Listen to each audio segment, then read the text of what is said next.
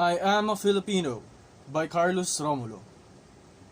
These words should have new meaning for all of us today, tracing the richness of our history to the manifolds of foreign conquerors who tilled, cultivated, and exploited our land against our approval, to the blinding promises of globalization, the claws of modern technology, the mayhem of martial law, the historic era of EDSA revolt, and presently, the threats of government turmoil brought about by self-greed and corruption.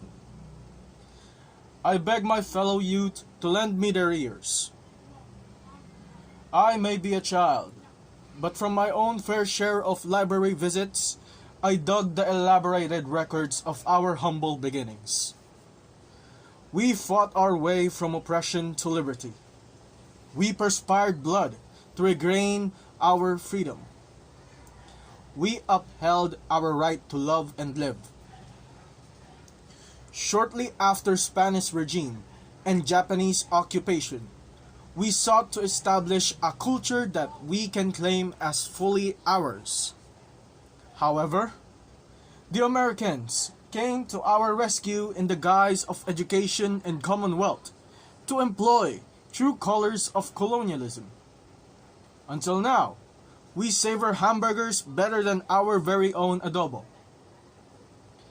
In the light of globalized and modernized world, where United Nations agree that they will stand next to another, cultural boundaries can no longer be defined.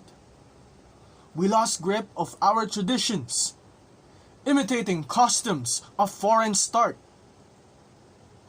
We now have iPad and Google, our way to learning, forgetting completely that not too long ago, our fountain of knowledge largely stemmed from conventional books and hardbound manuscripts. In these present times, we kill to survive, butchering animals and consuming thousands of trees to accommodate our needs. We forget that the more we neglect our Mother Earth, just so we can give in to our desires, we rob future generations of their right to see the luxury that we now get to exploit from our dear nature. While we earn education on our sleeves, we grow indifferently towards our brethren. We no longer care. We only think of ourselves. For us, to succeed means to go on our own. We do not remember that from a not-so-distant past, bayanihan was a concept that our race was once known for. While we gain determination to read, we lose appetite to learn. We forget to help our country for our own sake. Our working force continues to take flight to greener pastures, leaving a huge dry portion of brain drain on our own soil. Love of country now lies miles behind love of self.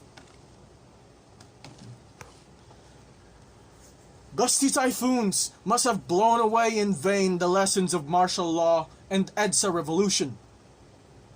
The leaders that we select and elect to the government take away money that are supposed to ensure our brightest future.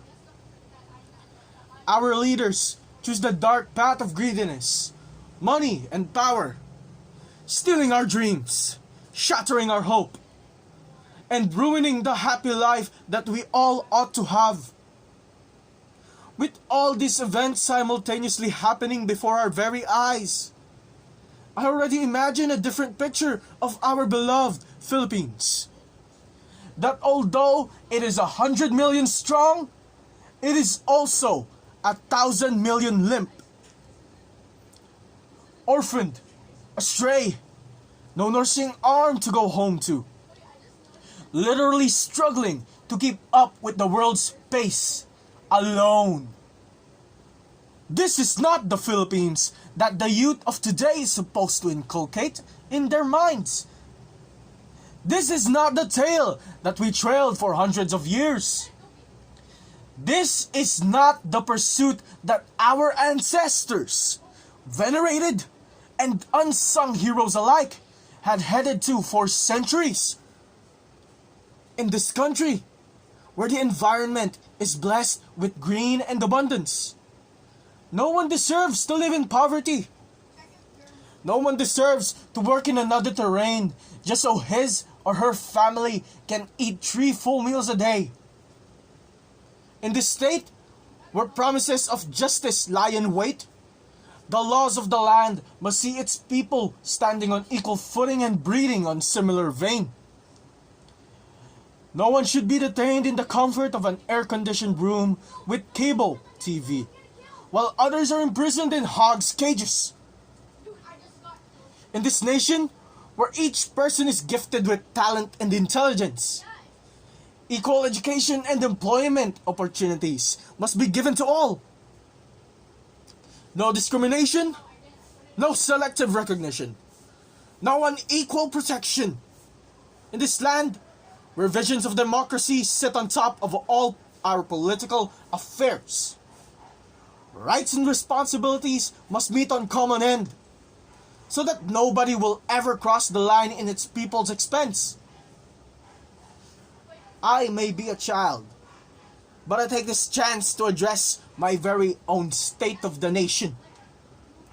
The problems that we face today do not mark the end. Rather, they signify another beginning. What our nation bears and wrestles in their pressing time is a battle onwards a new dawn. A new start that is enough to plead every citizen to help in continuing to fight and emerge triumphant. A new unfolding of history that is worth of being retold generations through generations. Let our voices traverse all boundaries of the earth, proclaiming that this race will not vanish without a fight. Filipinos will live on. Filipinos will survive. And yes, I am a child. I am a Filipino. Truly, I am proud of who I am. I Am a Filipino by Carlos Romulo.